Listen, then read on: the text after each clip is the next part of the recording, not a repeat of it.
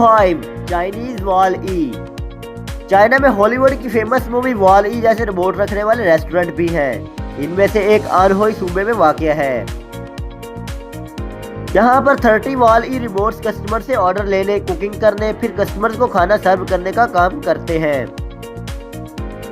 लगभग $10,000 वर्थ के ये रिमोट कस्टमर्स को वेलकम भी करते हैं और इन टेबल्स तक खाना भी पहुंचाते हैं।